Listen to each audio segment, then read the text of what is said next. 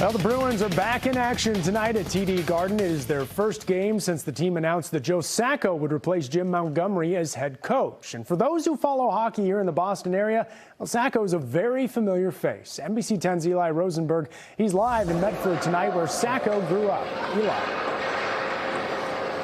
And Matt, this is such a big and cool moment for hockey here in Medford, and a big inspiration as well for those on the ice like this youth hockey team right here.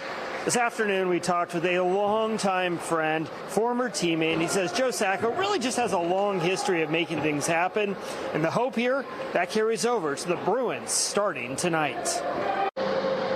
At the LeConte skating ring, a picture of Joe Sacco hangs above the ice.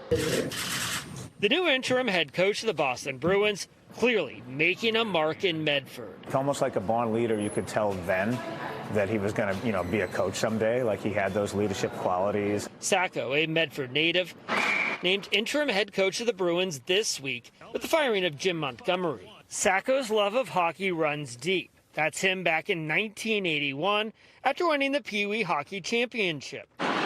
He then went on to play at Medford High, Boston University, and then the NHL. Joe is like an NHL lifer, like even when he finished playing, he retired straight to coaching. He's never left the game. Yeah, I do. It's hard being from here and coaching here, but he has the resume. And this is actually Sacco's second stint as coach. He also filled in 6 games a couple of seasons ago when then head coach Bruce Cassidy was out due to COVID protocols. To be back, getting another crack as the head coach, it was always important to me. As the Bruins look to get hot, led by a man with plenty of time on the ice. I think he'll get them back. I think they'll make the playoffs.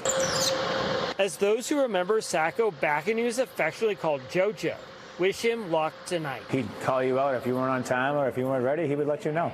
And back then you wouldn't think as much, but now as I look back, I'm like, oh, he was right.